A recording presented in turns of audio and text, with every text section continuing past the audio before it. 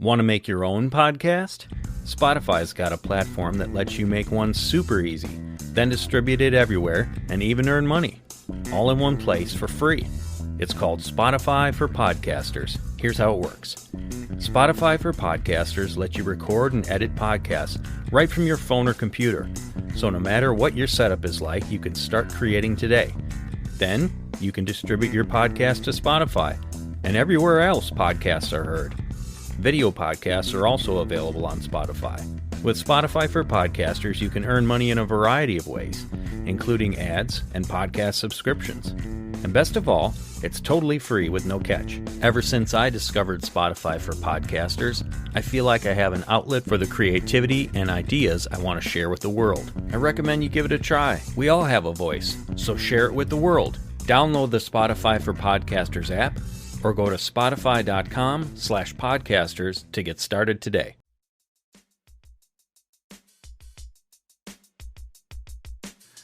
Welcome to the Days of Noah podcast, where we talk all things historical, biblical, and strange. We're trying to unpack the supernatural, how it connects to history, the present, and the future. So we really just want to dive into that journey of how do we understand the context of what we see around us, what happened in the past, and how it connects to the future. Jesus said, "As in the days of Noah, so shall it be again when I come back." And that's what we want to understand. So, enjoy.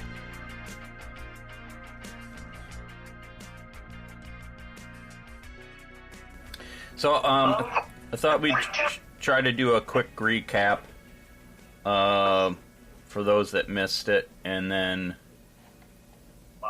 try to jump into the next thing about the tribes.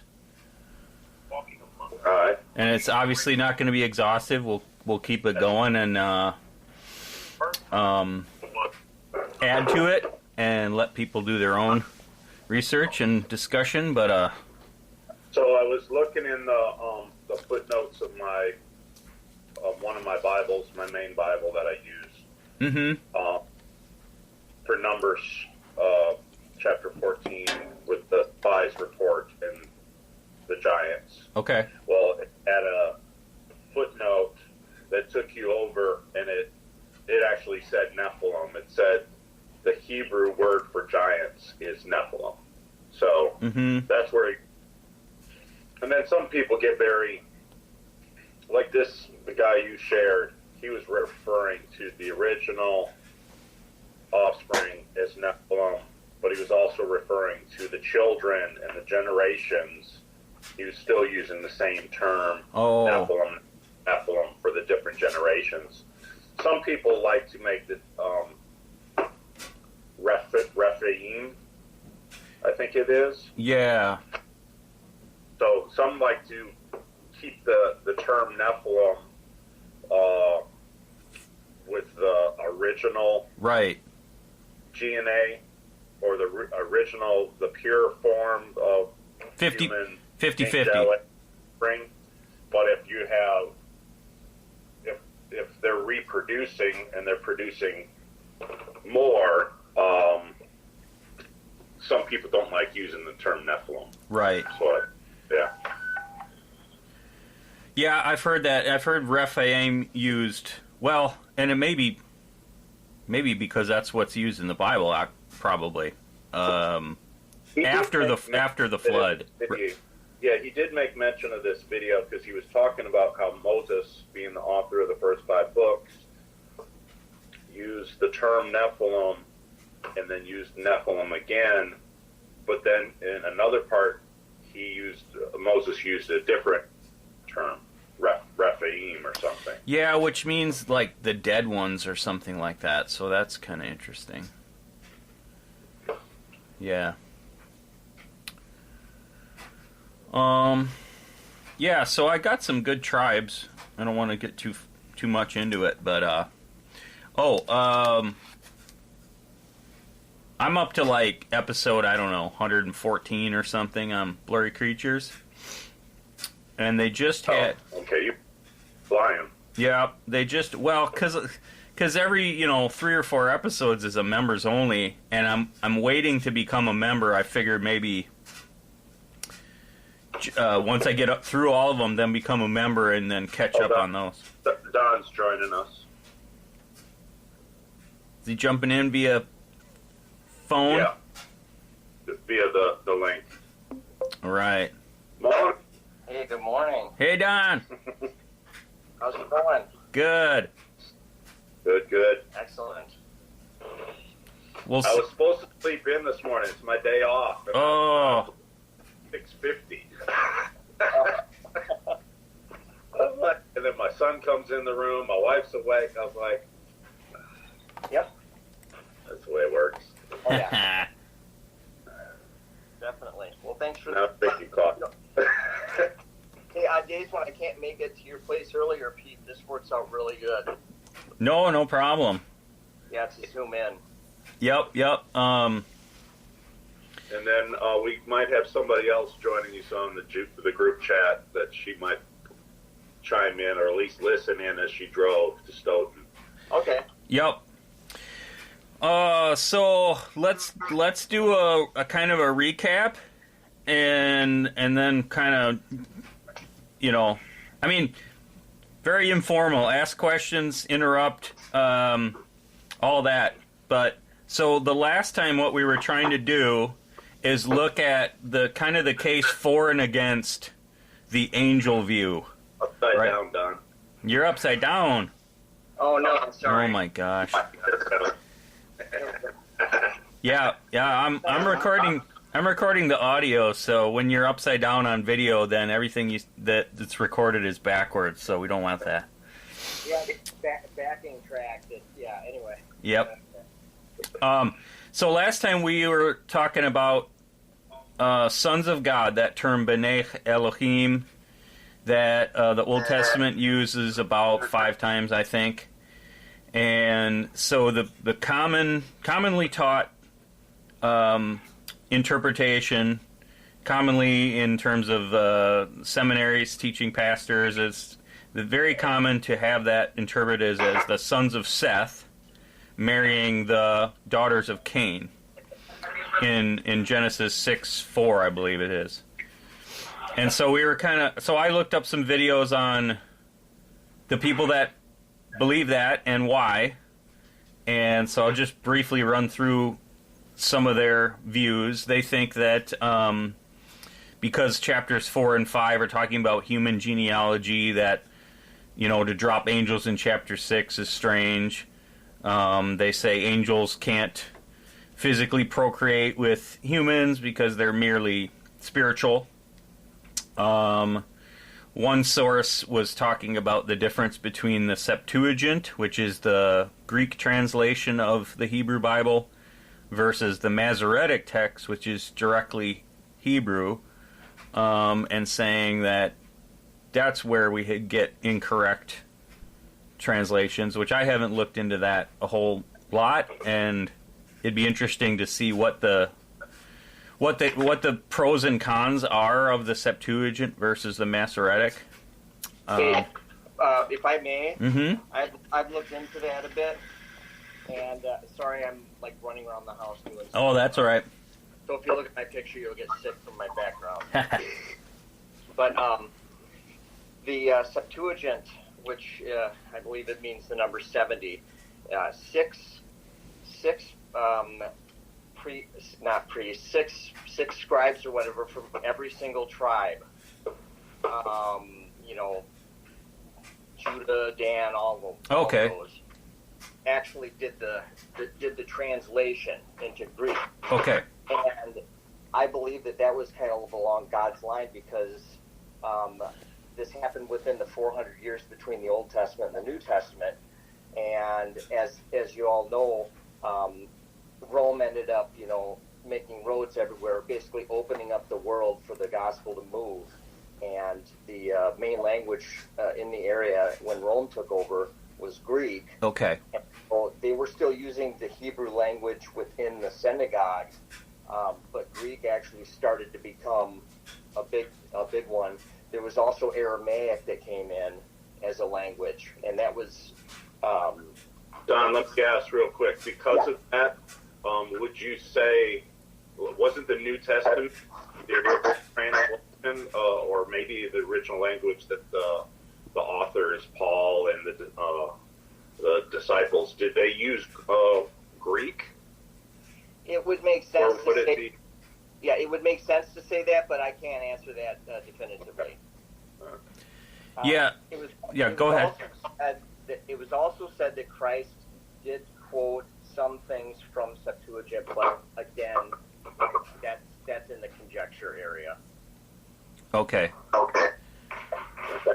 Yeah, thank you for that background. I don't. I guess when I'm thinking of those things, I don't really know like which one is preferable or which one is more accurate. I guess the Masoretic was kind of similar to how we ended up with Tamara's coming in. Oh, cool. Tamara. It's Tamara. I know. Good morning. Hey, good morning. Hey. That's all right. Good to see you. You. So we were just talking about briefly the sons of Seth versus sons of or angel view versus Sethite view recap before we kind of move into some of the giant tribes. And so I was just briefly going through a list of some things that I found as opponents of the angel view, that it was just humans that was being referenced. And then Don was bringing up, because one of the points was, well, some translations use the Septuagint, which is the Greek translation of the Hebrew Bible, and some use the Masoretic, which was kind of formulated by the Jewish leaders, so it stayed in their original language. And Don was sharing a bit about how that Septuagint came about. And I am recording the audio, so tomorrow when I send that out, you can kind of go back and listen to that right before you joined in. Okay.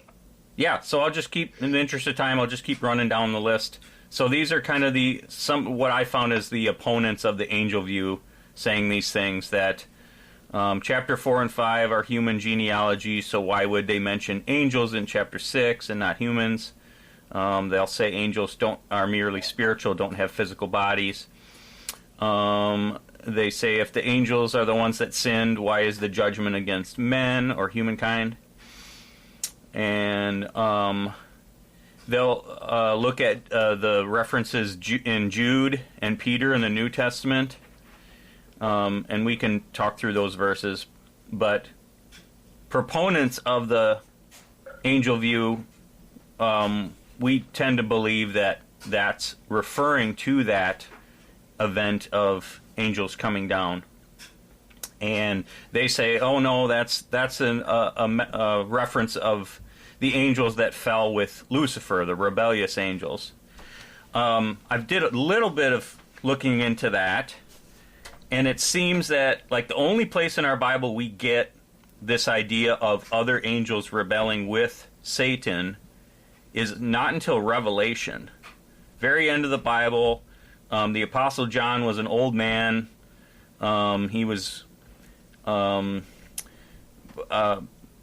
put on the island of Patmos as kind of a prison, and that's when he had his revelation. So it's the only mention that we get. So it does seem a little strange that Jude and Peter would be referring to that event when there really isn't any biblical context for it. Yeah, go ahead, Don. One thing that would maybe be easily overlooked would be that there is all the demon possession that they talk about throughout the New Testament, and that might refer to other angels that have followed him, the devil. But one other thing is that there's also multitudes. So if you wanted to go back to the translation in the King James where it says, it usually refers to devil or devils. I think they call them unclean spirits. So I don't know where that jump happened in translation, but it seems like it refers to others other than Satan. But can Satan be 10 things at once? Probably. I don't know. Yeah, no, that's a fair point, and that's probably a very good topic.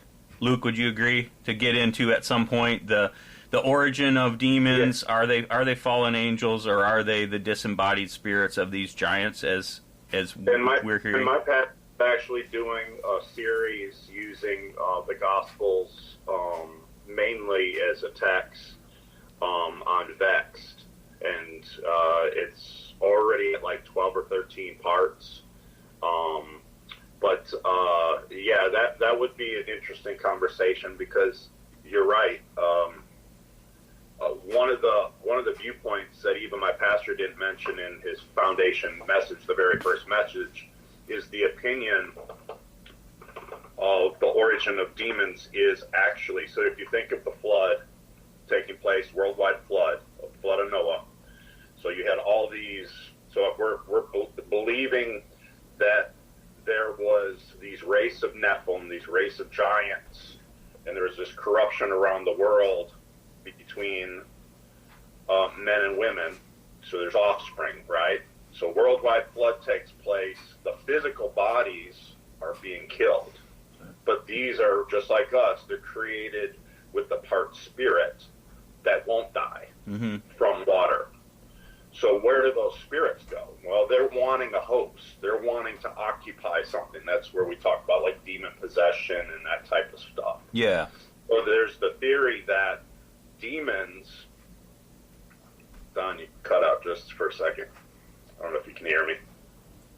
But there's a theory that demons are actually the spirits of these the dead that from the flood. Mm-hmm.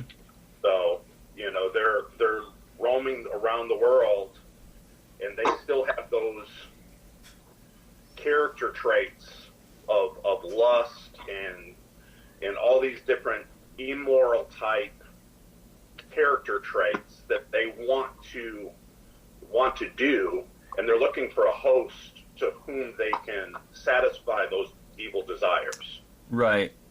Yep. Yeah, so that's kind of the origin of that, but that's a very good topic in and of itself that we can get into at some point. Don turned into a silhouette. Hopefully he comes back. Yeah, so I'll just keep moving on there. They reference in I don't know, I don't have the verse reference, but there's a verse that says, for when has God ever called an angel his son? And so they say, well, therefore angels can't be his sons. And then they'll reference in Matthew, angels in heaven do not marry, even though that was an answer to a question that was posed to Jesus about, hey, what if a woman has a husband and he dies, and then she marries another, and then over it happens, and then in heaven, who's going to be her husband? And Jesus is like, no, it's not going to be like that. Heaven's different. They're not going to. You'll be like the angels. You won't marry. So that's kind of referring to marriage and kind of that union there. It's, that has nothing to do with, the ability to procreate, right? Like, you don't have to have marriage to procreate. So he's not saying it can't happen. He's saying in heaven this doesn't happen. In heaven there isn't marriage. All right, maybe Don is back. You back, Don? All right. I feel like I'm back. That's okay. And then, so then real briefly again, affirmations of the angel view is that there's no mention of the line of Seth or Cain in Genesis 6. So if they meant sons of Seth, you'd think maybe they would just say it. If they meant daughters of Cain, why not just say it? In the extra biblical books, Enoch and Jubilees, it states angels in place of sons of God. So it has basically the same stories are talked about, the same event of sons of God, saw the daughters of men were beautiful and married them, chose wives for themselves. But in those books, it actually just says angels instead of sons of God.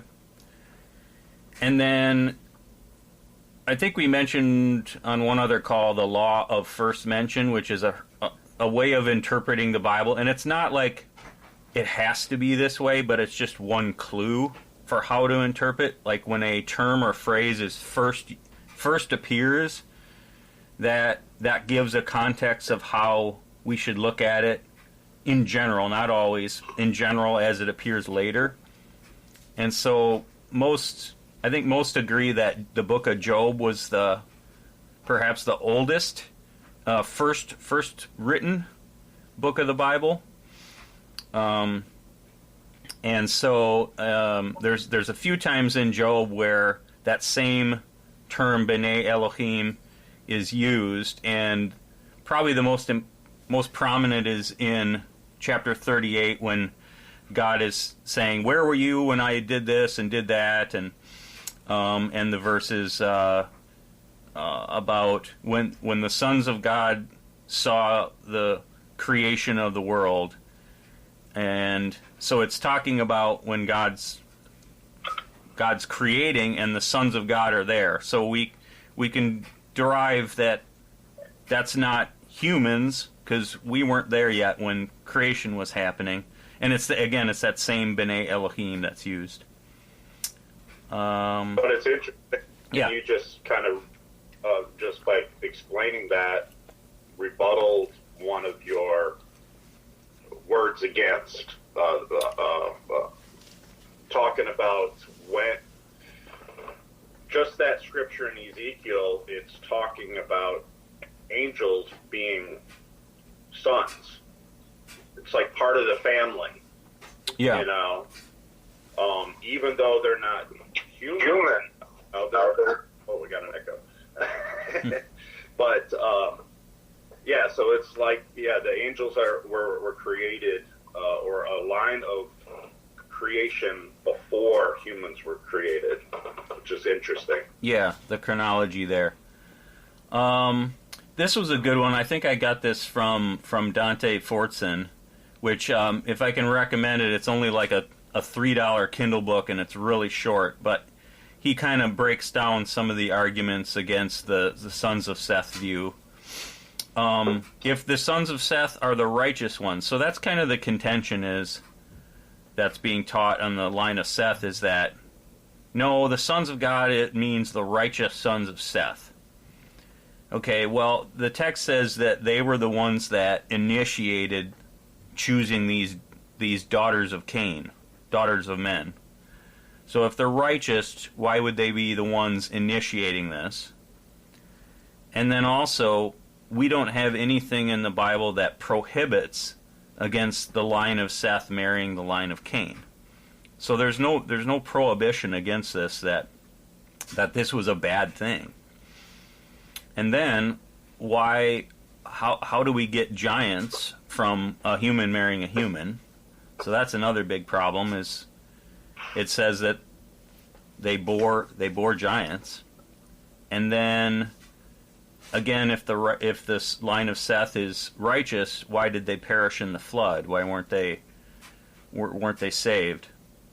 So there's just a number of things to consider there. It's not definitive by any means, but just as kind of we're looking at this, and that can be an ongoing discussion if people want to kind of add to that. That's just a very brief list that we have so far. So, but yeah, so then kind of the next thing that segued from there was, okay, what evidence do we have in the Bible that there were giants and that there were different tribes that are referred to that way? And then how does that connect to when God instructs the Israelites, or the Hebrews, depending on the timeline there, to wipe them out, man, woman, child, and animals, in many cases. So our contention, I think Luke and I would agree, is that it was because of this DNA corruption of the hybrid species from this initial incursion of angels coming to Earth that, if we think about how the time of Noah was described, that there was so much violence and evil all the time, like unprecedented, that God is like, okay, I got to deal with this flood. So if it's that kind of creature that he's dealing with, then maybe the case is that they weren't fully human, and that because of not being fully human, they had these incredibly evil tendencies. And so they were being told to wipe out. Now, this is a little sidebar to that. I was just listening to, I forget what episode. I'm up to like 114 or something on Blurry Creatures. And one of the guests was talking about skinwalkers or shapeshifters. So the ability of someone through occult ceremonial means to be able to turn into some other creature like an animal. And I'll have to go back and find the reference, but it was fascinating because he's talking about I want to say it was the Anakim, but he was saying that they were known to be able to do this, to be able to turn into animals through. Well, and Peter, my wife is from New Mexico, Mm-hmm. And there's a lot of, it's called the Land of Enchantment.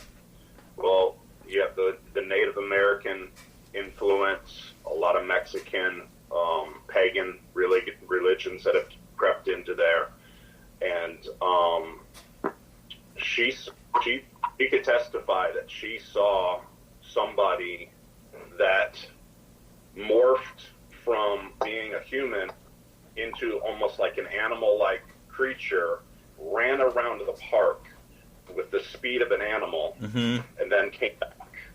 So she has testimonies of seeing stuff like that, even in her life. Yeah. Hey, Luke. Just a question, not trying to be a smart aleck here, We welcome but peyote, mushrooms, acid, anything like that? No. She, at worst, it was marijuana.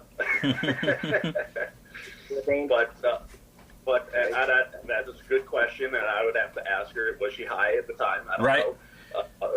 Yep.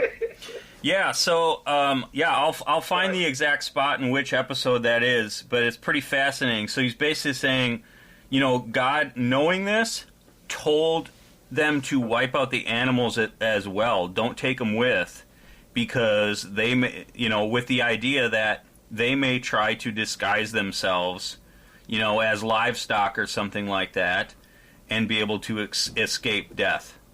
And that makes a lot of sense that God would do that. And then even don't take any of the idols or the precious metals, all their items, because again, in idol worship, they were inviting evil spirits into these items.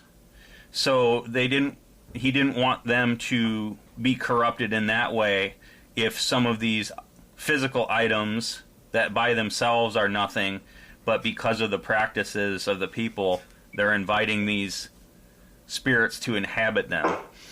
So and add to that, what the way I understood kind of deliverance or cleansing of your home type of practice, the way I've been taught, a spirit can be, for example, you'll have certain people practicing witchcraft or different pagan religions that will take someone's hair, or right. We got voodoo down here in New Orleans with the voodoo dolls and stuff like that.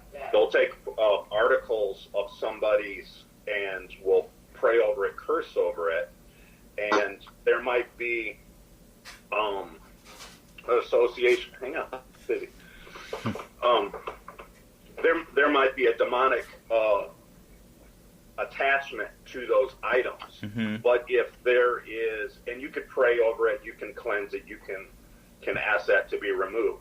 But if there's a literal inscription, an image, like an idol, like a Buddha, I would say,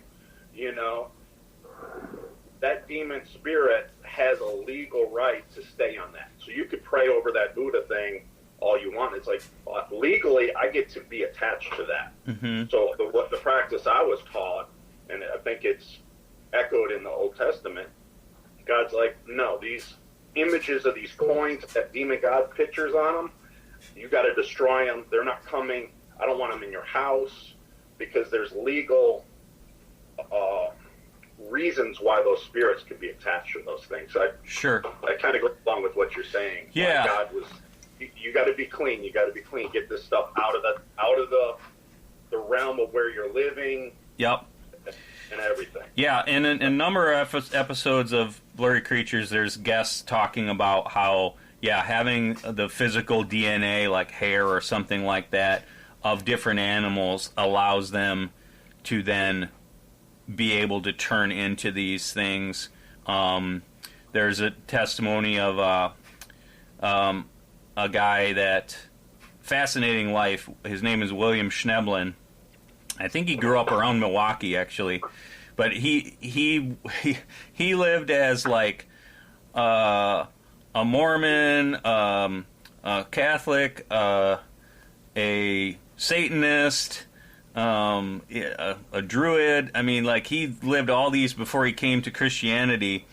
And when he was in a high level of Satanism, he got the choice to be able to become a vampire or a werewolf. And he had seen his colleagues become werewolves, and it was a painful transformation. And he's like, I think I'll choose vampire. It's a little sexier.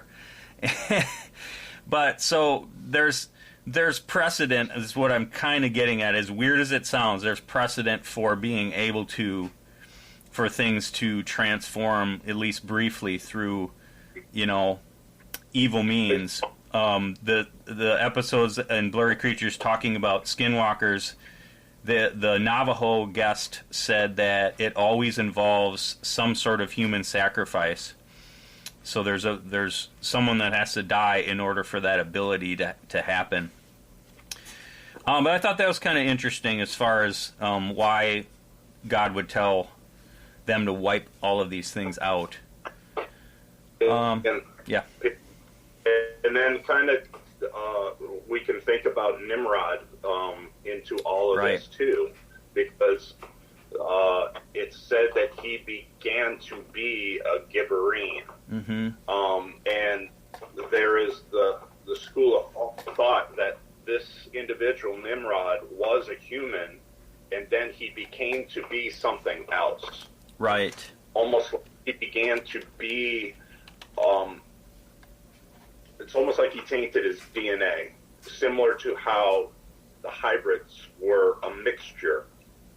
And I know there's a lot of different Luciferian organization that look to Nimrod as something that they would like to transcend to, like a human 2.0. Like, wow, he actually did it years ago, transcended his current state into something different.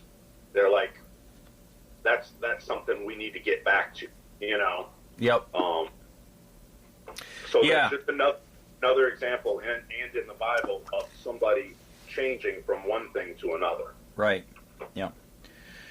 Yeah, so any other comments or questions on that? I mean, we're not trying to be exhaustive, and we can always jump back and forth as we keep talking about it, and we're not trying to say we're authorities on any of this stuff, but just kind of piecing one thing together and seeing if it makes sense. You talk about vampires werewolves and things like that, was the thought that they were Hollywood type, or were they like a whole different kind of idea? Meaning like a vampire that would maybe feed on something different, like life force or something like that. Right. Well, good question. In terms, yeah, you think go ahead. of those terms. You think of Hollywood. You think of movies.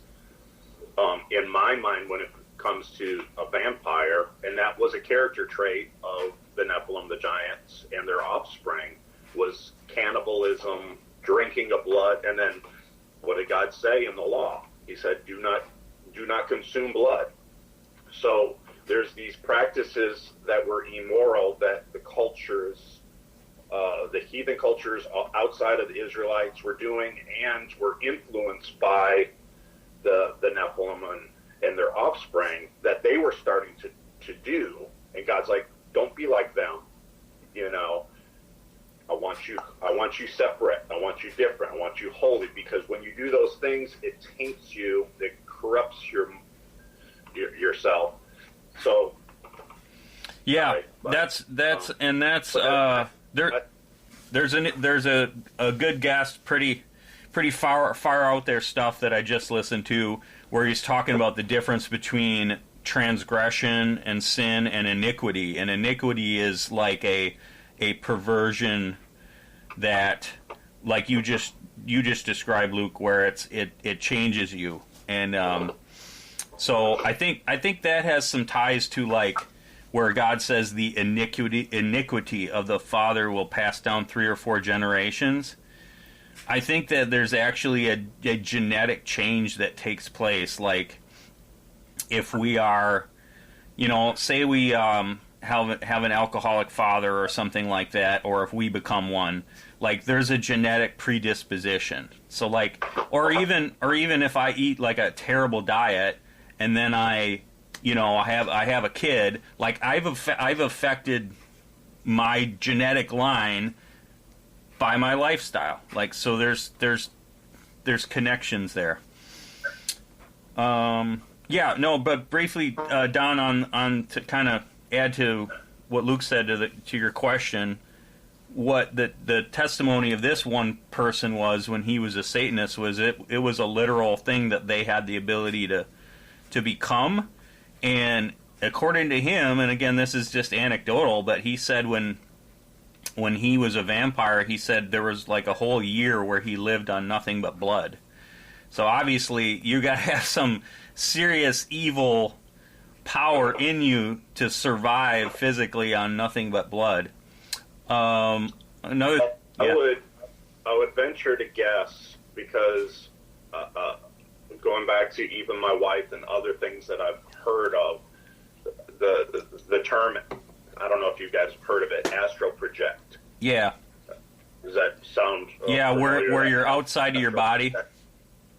Yeah, so so it's kind of like, let's say you're laying on your bed, and if you have this ability, and it's you're tapping into the spiritual realm, and you're literally taking your spirit. I don't know if you guys can hear. I can hear. I don't know.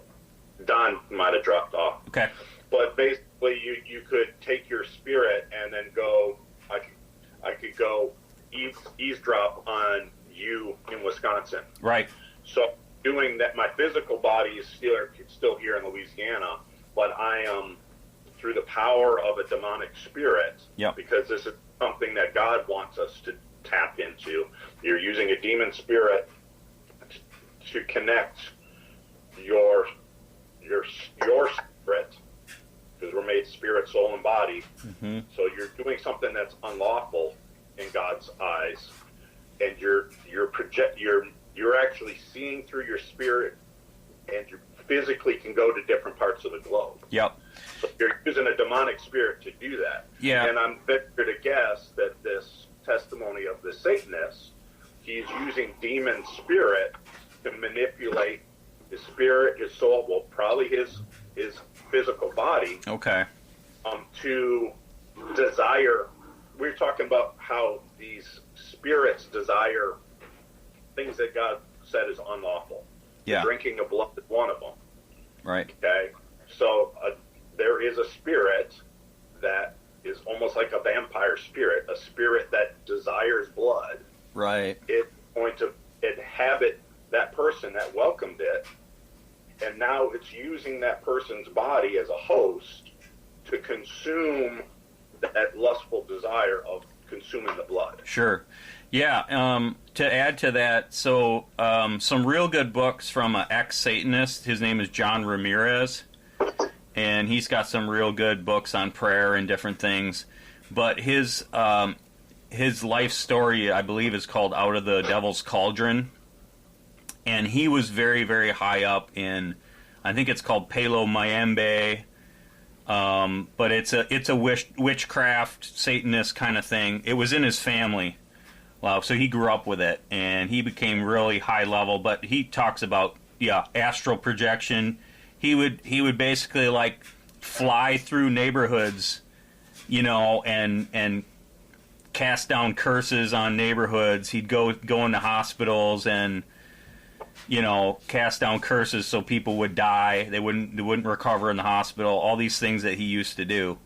So yeah, that's a real thing that and so what I kind of gather as I'm listening to all this weird stuff on the show, and then we're talking about it, is there. So one way I think to think of occult powers, demonic powers. Why does blood drinking or sacrifice or sins create a tapping into some sort of power? And there seems to be like a way that God knows and his enemies know, the devil and his angels and the demons. They know how spiritual and physical things operate, like according to certain, like we have laws of physics, right? We have cause and effect. Yeah, cause and effect. Like we can we have textbooks on how we've discovered mathematical laws or laws of science and different things that were like, yeah, this is repeatable. It happens over and over. This is how this works. And so it's like, and even all the false religions too, like if you get into like New Age beliefs, or like they're all hearkening back to something that's actually true, like about how the world works and how people get power from in different ways. And most of it obviously is forbidden because it leads you down a bad path away from God, gets you connected with evil spirits and so on. But that's kind of like, it goes back to the angels coming down. In Enoch, it talks about all the different things that the Watcher angels were teaching mankind, like about making weapons, about all sorts of things. I'd have to go back to the text, but so all these different principles of how to manipulate things and how to do things, they're pretty smart, and they know how those things work. Yeah, go ahead. This is just kind of, I've thought about that quite a bit as to where the skills of human beings came from, because it's like if the scientific exception, the evolution thing, the trial and error that it would take to make a cake would be so unbelievably absolutely unproductive. Yep. It just that's one thing that I come back to a cake, because it's like, how would anyone know that it's this and this and this? Now, obviously, there might be some experimentation, but you have to have an initial idea of what a cake is going to be before you're going to start making it. Yep. Or start working with it. Yep.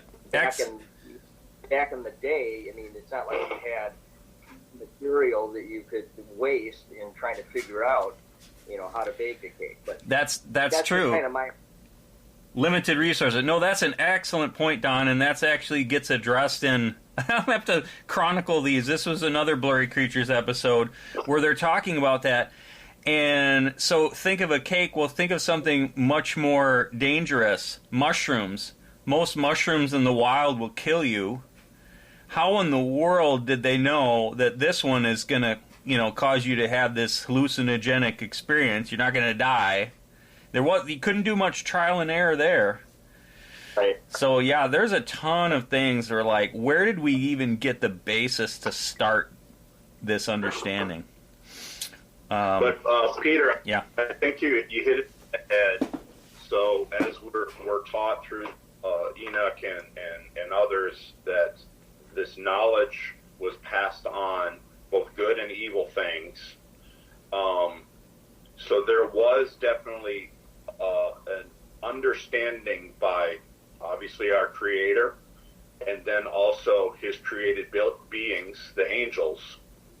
So they all were intelligent and instructed, both in good ways and bad ways, knew the cause and effect of if you do this, this is outcome's going to happen. Mm-hmm.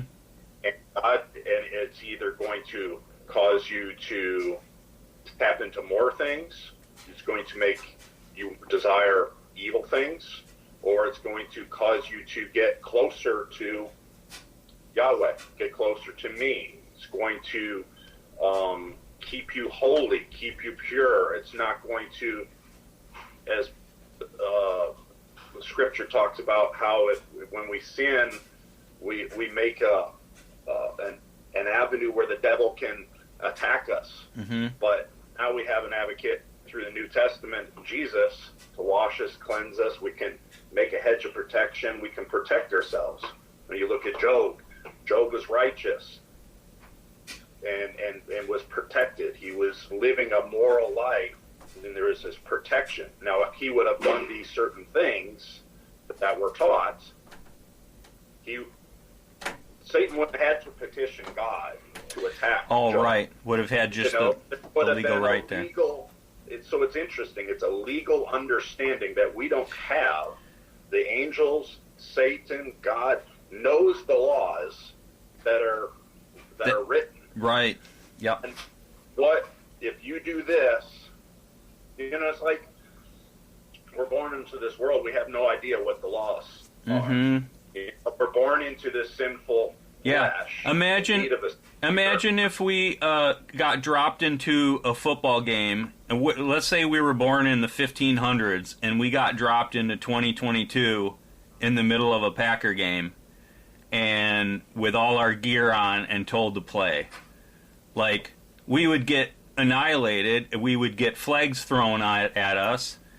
We wouldn't have any idea of how the rules operate, because the people that have been there for years and years know how it works. And that's exactly, we're talking about ancient spirits that have been around for thousands of years.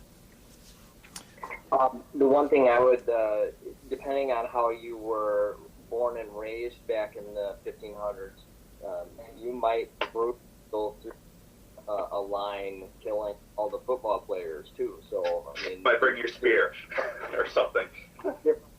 There's different lifestyles with different periods, and I mean, I wouldn't want to from back in those days. So maybe right. I guess it's kind of a hard tie-in here to what we're talking about, but when it comes to the angels and stuff like that, talking or teaching of warfare, weaponry, things like that, going on as once we got into the 20th century, where maybe some whispers in the ears of Mr. Gatlin or all these different weapons. It's like, this is way better because this will destroy XYZ. So yeah, makes you wonder. And I think if you look at what happened with Jesus after he was baptized and the Spirit of the Lord came on him, and God the Father said, "This is my beloved Son." He went into the wilderness, right? And it's documented in the Gospels that Satan tempted Jesus and said, "Here, all the kingdoms of the world, bow down and worship me, and I will give this authority, this power, this whatever." How many men have taken that offer? When you look at politicians, when you look at musicians, when you look at all these different things, It's Lord of the Rings. They've embraced and taken a part of themselves. And I think I'm of the opinion that even if someone does that, makes a pact with the enemy to gain worldly stuff, I'm of the opinion if you're still breathing, there's still life in your body, even somebody that's become a werewolf or a vampire, whatever, they're still human and there's still breath in their body.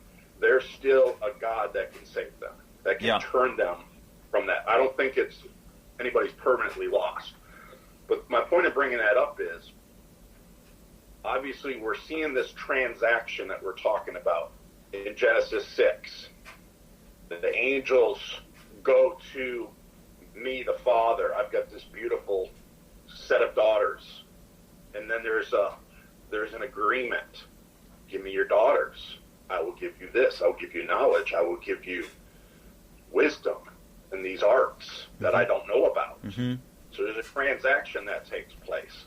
When you see it taking place throughout, I'm of the opinion, and I've done some research dealing with Hitler, dealing with the Nazis, dealing with their occult practices and stuff like that, that even in our last 100 years, there's been transactions that have been made, just like in ancient times. Mm-hmm. And that's part of the reason why we're seeing an explosion of knowledge and technology that's taken place. That's my opinion. Yeah. There's plenty of evidence to it, but it's interesting that Jesus was tempted in that way, but there's been many men who have taken that offer. Yeah. And that's Lord of the Rings. Right away, you remember the opening 5 minutes of Lord of the Rings is, these rings of power were given to these kings, right? But they didn't know what it was going to cost them. They just thought, oh, this is great. Yeah. And what's the thing in Jurassic Park? It's like we're too busy thinking about whether we could. We didn't stop to think whether we should. Yep. You got the humanistic side of things that are not thinking about God, that are just thinking about this planet and its natural stuff. Well, if I can genetically change my DNA and become a human 2.0, or create super soldiers as DARPA and China and others are working on right now, to elevate ourselves, then it's the old lie in Genesis. You won't die. You can live forever. You can morph into something. That's the whole transhumanist movement of today. Right. Is you don't need God to.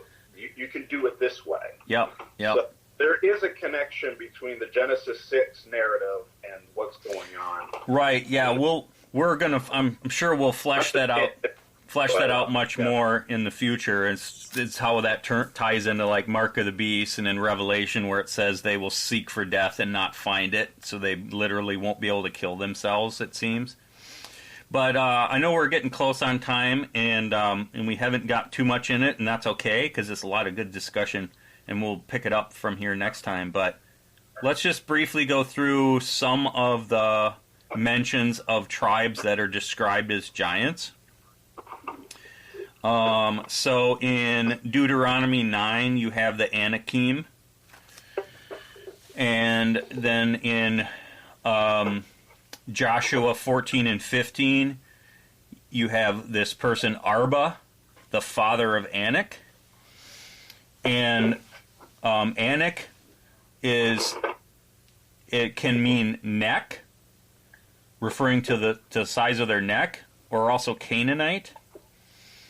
And so then you have Goliath, who was of the tribe of Gath.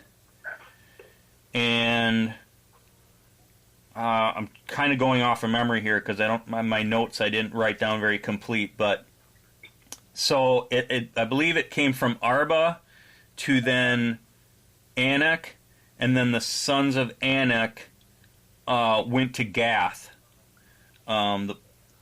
In Joshua 11, it says the Anakim remained in Gaza, Gath, and Ashdod. So that's how how that lineage of from Arba, who may have been a first generation Nephilim, we don't really know, but that line led to Goliath. And then real briefly on Goliath, I don't know, maybe if you guys want to check this out about the length of a cubit. If I know there's a standard cubit of 18 inches, there's the royal cubit, which is 20 or 22 inches. I don't know if there's any that are shorter than that. From what I've heard, the shortest is 18. But that would put Goliath at about 9'9". So he was 6 cubits in a span, which is 6.5 cubits. And then it also describes the weight of his armor, and things he was holding, and it was easily 200 pounds. So, I know I've heard it said, Goliath he was like 6'6", and the Israelites are like 5'3", So, but okay, if he's wearing 200 pounds of armor, a 6'6" guy is going to be what, 250 pounds? Yeah, you wouldn't be too effective in battle, for one thing. And then it describes I think it's in Numbers, that when the spies came back from Canaan, so kind of jumping around here, when they came back from Canaan, they were so fearful of what the spies said about the inhabitants of the land, they wanted to go back to Egypt and be slaves again. So, I'm sorry if we're talking about 6'6", even 7-foot guys. Would you rather go back to being a slave than fight, 7-foot guys? I don't think that makes a lot of sense.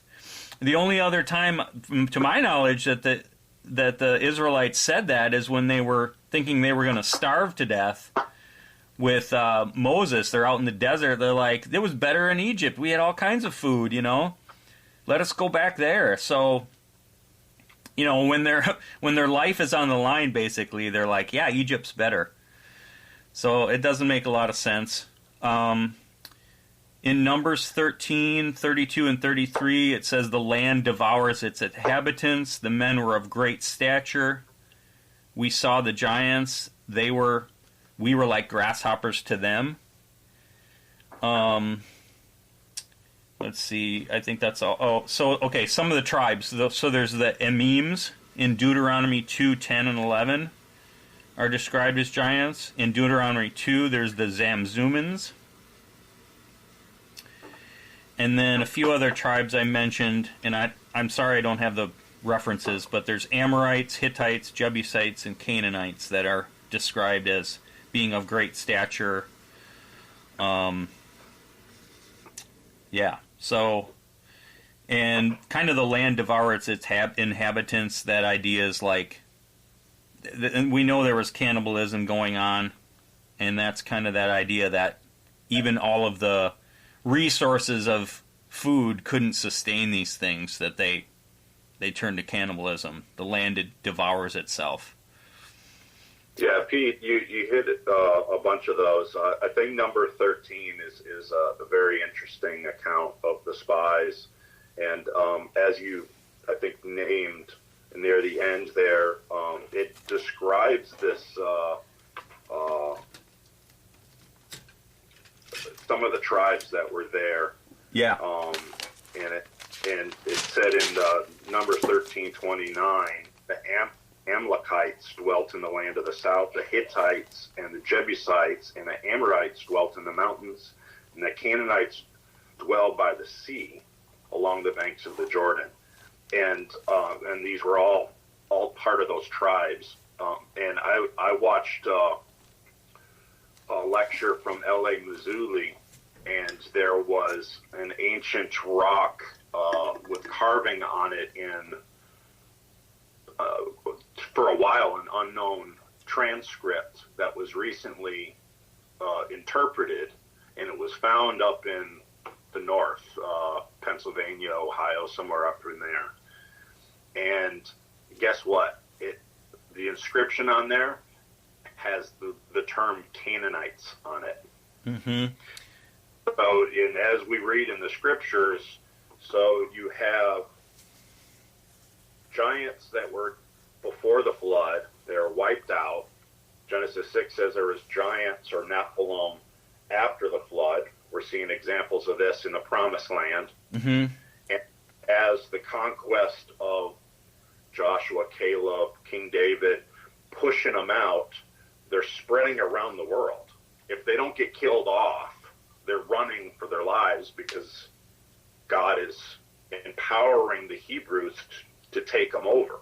Yep. So they're going, and there's accounts in Peru and other places that these are Native Americans of these giants arriving to their lands. Yep. And then, yep. doing even things and there's stuff. even So there's even Native American stories that say that the Great Flood, that the Creator sent the Great Flood to wipe these things out. That even comes from Native American history. But yeah, we've got evidence of Hebrew writing in North America. We've got Canaanite altars. There's evidence of these things being found, and then of course we can get into all the megaliths and stuff that were built. And the Native Americans are like, we didn't build these mounds, we didn't build these things. They say themselves they didn't build them. So, but that goes off into another whole thing we can get into another time. But Numbers 13 is the spies account is really interesting because you get the different tribes and where they lived, and then at the very end, as you quoted, we saw the giants, the descendants of the Anak came from the giants. So these were descendants from the original Nephilim. Nephilim is the Hebrew for giant. And like you said, that we were like grasshoppers in our own sight, and so they were in their sight. Yeah. Again, I don't think. I mean, you could say maybe hyperbole, but are you really going to use that language if someone's a foot taller than you or 2 feet taller than you? I don't, And and then I guess Arba was the father of Anak. So descendants of Anak. So some have said, these Nephilim were sterile. Once they mated with humans, they couldn't give birth. But right there we have from Arba to Anak to descendants, and then they settled in Gath. So that may have been a lineage of Goliath and his 4 brothers. But yeah, next time let's look at Numbers 13 more in detail. I think that's a good place to hone in on.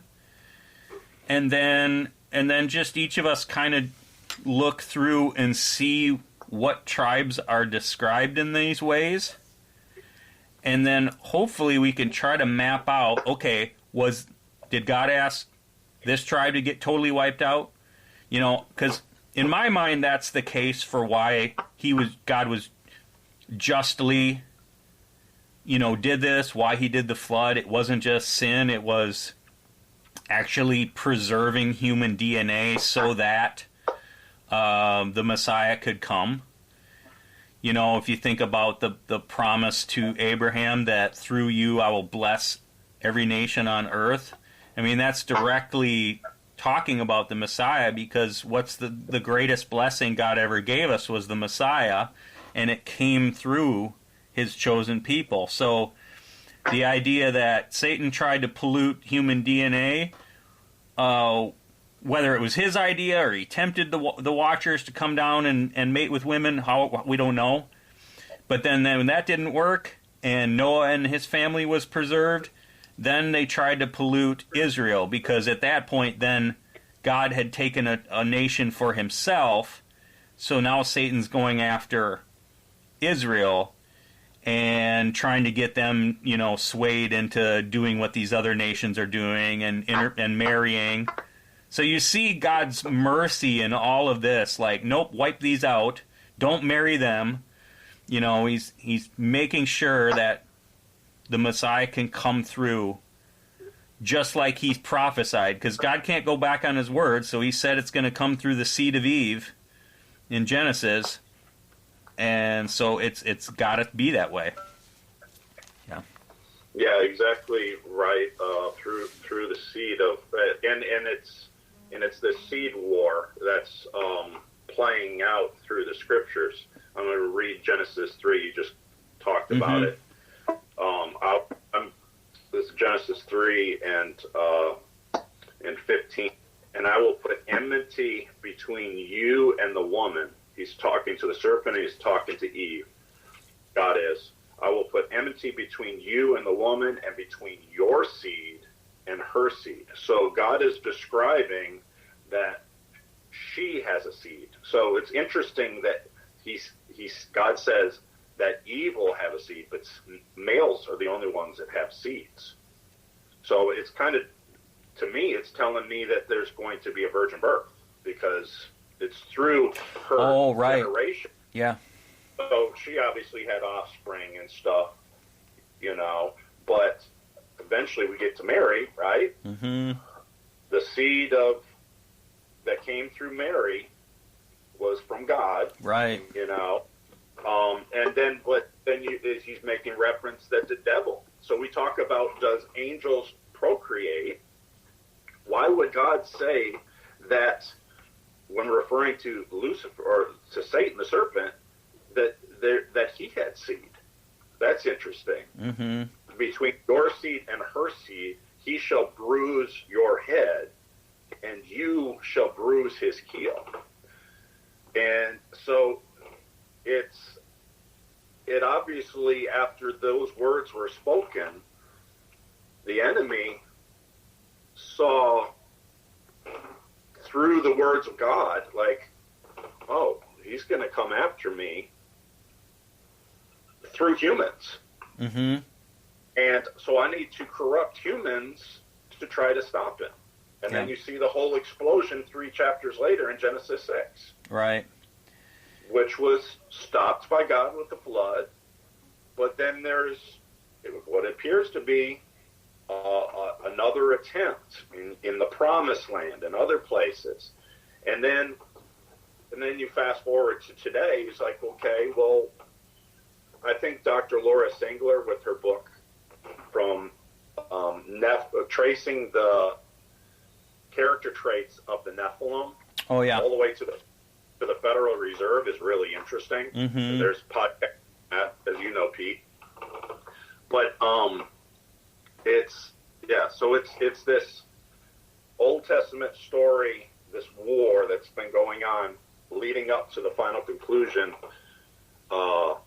in the Book of Revelation, and I would love to do a study on prophecies, because I was told through a minister that there's 2,500 prophecies in the scriptures, and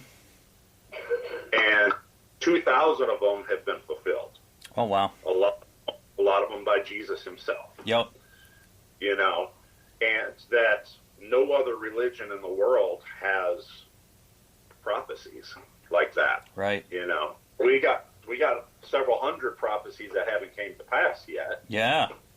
But we've got evidence of it was spoken here, it was fulfilled here. It was spoken here, it was fulfilled here. Mm-hmm. And no other religion in the world has a deity that died and then rose again.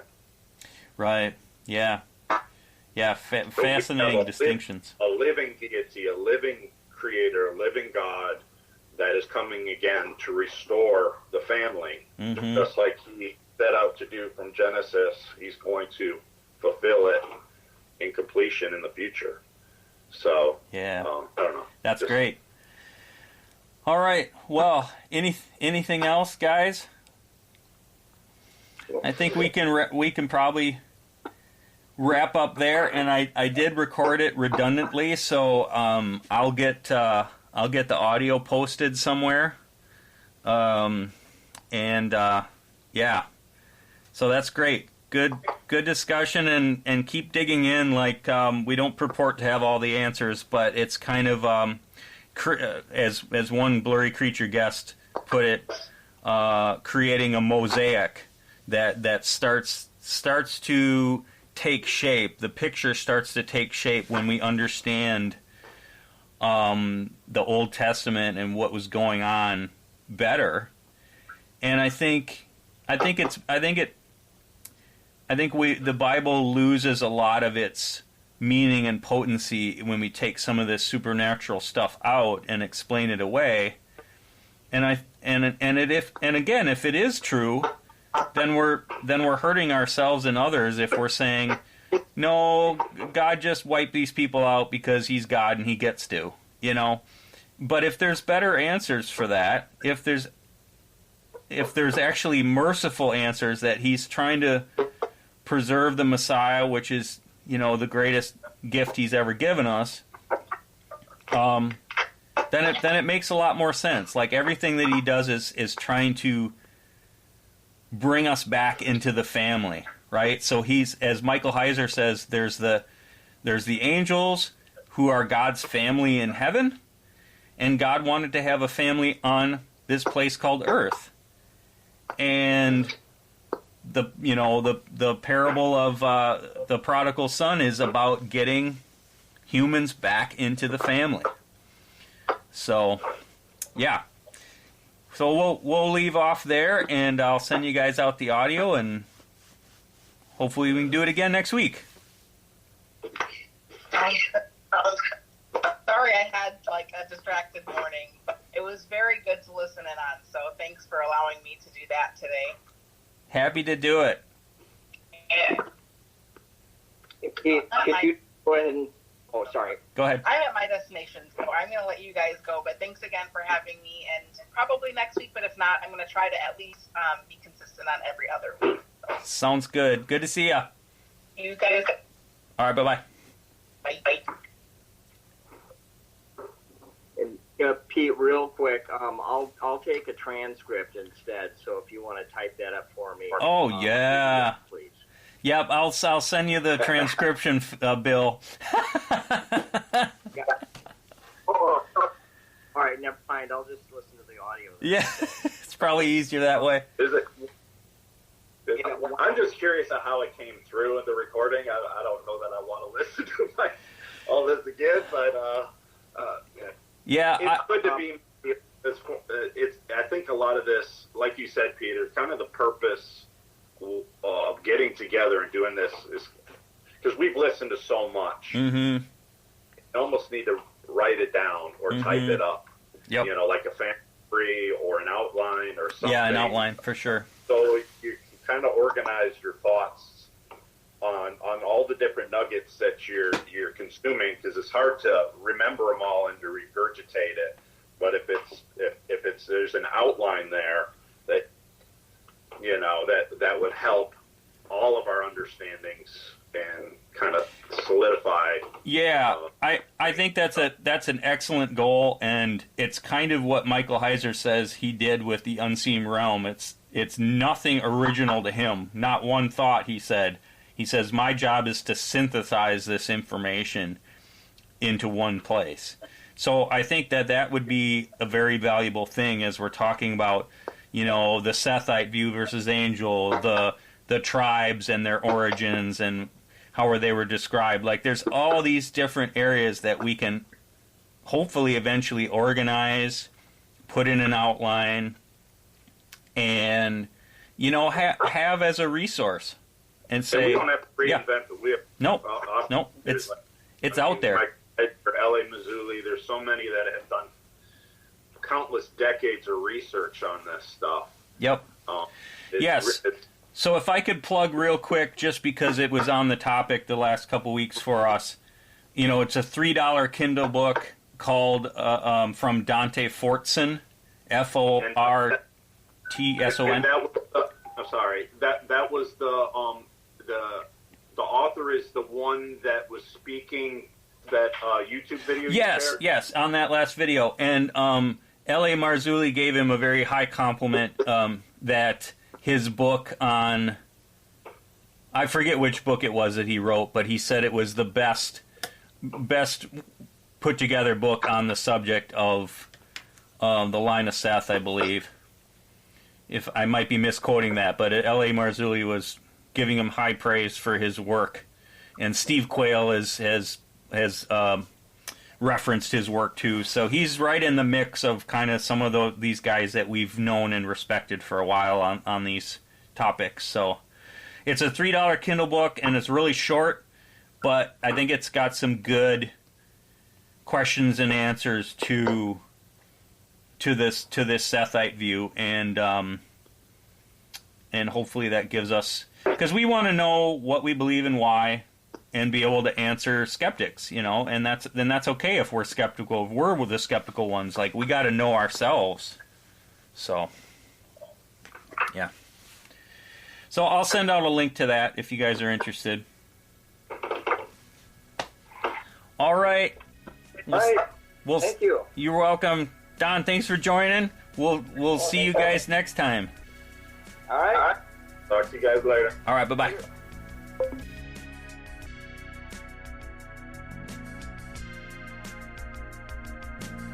Thanks for listening to the Days of Noah podcast. My name is Pete.